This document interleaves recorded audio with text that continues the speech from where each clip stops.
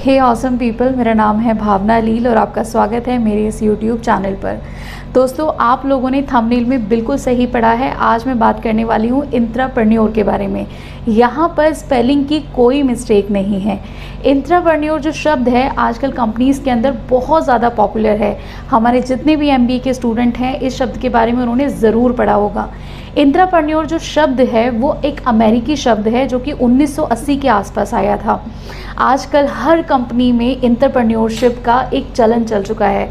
साथ ही में आजकल जितने भी एम्प्लॉयज़ हैं, अगर वो ग्रोथ चाहते हैं, अगर वो सेल्फ ग्रोथ चाहते हैं, अगर वो प्रमोशन चाहते हैं, या फिर जितने मैनेजर्स होते हैं जो बड़ी पोस्ट पे लोग जाना चाहते हैं, उनको इंट्राप्रेन्योर बनना ही चाहिए। उनको अपने अंदर इंट्राप्रेन्योर वाली क्वालिटीज़ को लाना ही चाहिए। तो आज मैं इसी टॉपिक के ऊपर बात करूंगी कि वो कौन से तरीके हैं जिनको अपना के आप इंट्राप्रेन्योर बन सकते हैं। लेकिन सबसे पहले ये जान लेते हैं कि एक्चुअल में इंट्राप्रेन्योर होता क्या है। इंट्राप्रेन्योर को अगर हम एक सिंपल भाषा में समझना चाहें तो इंट्राप्रेन्योर वो व्यक्ति होता है जो कि कंपनी के अंदर काम तो एज एम्प्लॉय ही करता है, लेकिन उसका जो माइंडसेट होता है, जो उसका सोचने का तरीका होता है, वो एक एंटरप्रेन्योर वाला होता है।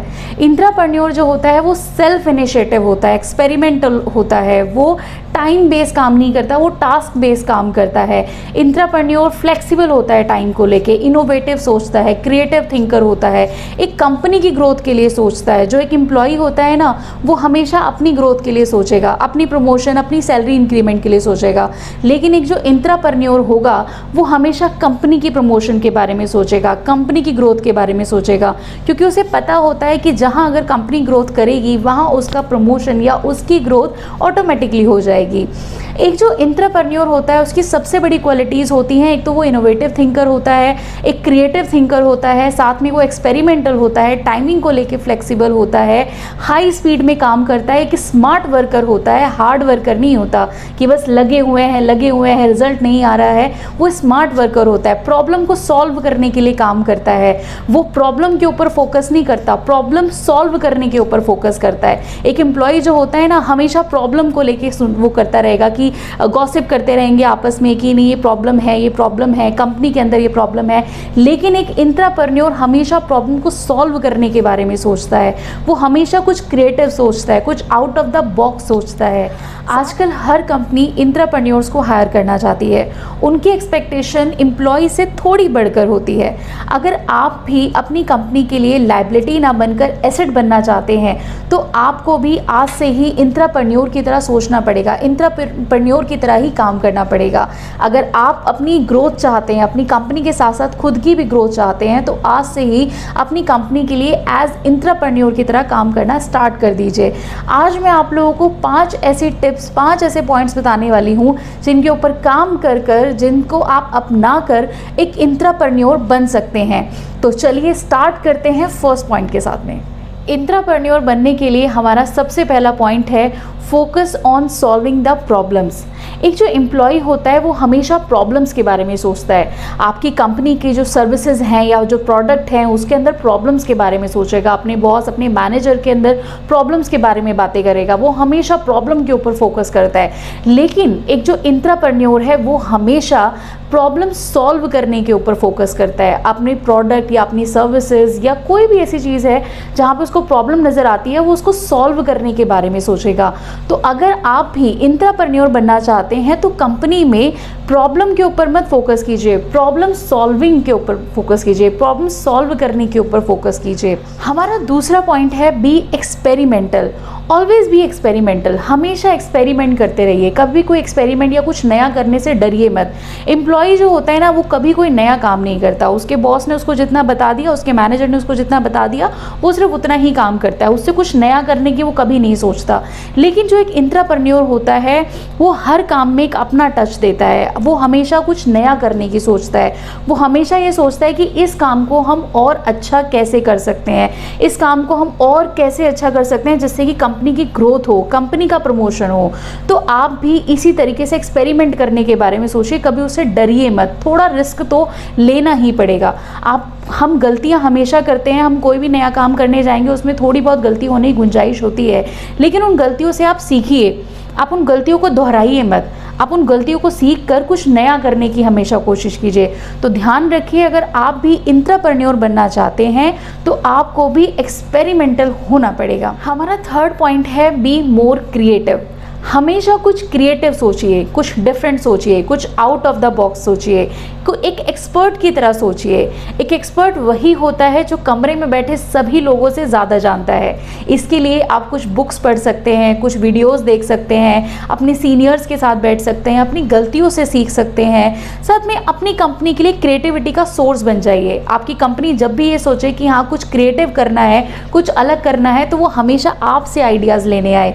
तो आपको सबसे पहले ये दिखाना पड़ेगा कि आप क्रिएटिव सोच सकते हैं। तो इसके लिए आपको कुछ डिफरेंट करना पड़ेगा। जो बाकी एम्प्लॉयज़ करते हैं ना, उससे थोड़ा सा अलग होके कीजिए, उससे कुछ अलग, कुछ क्रिएटिव काम कीजिए।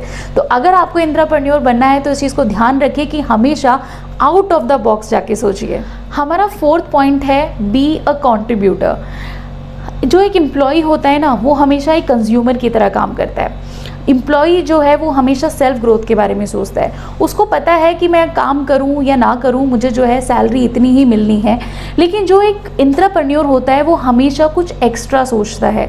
वो कंट्रीब्यूटर होता है, वो कंपनी की ग्रोथ में अपना कंट्रीब्यूशन देता है।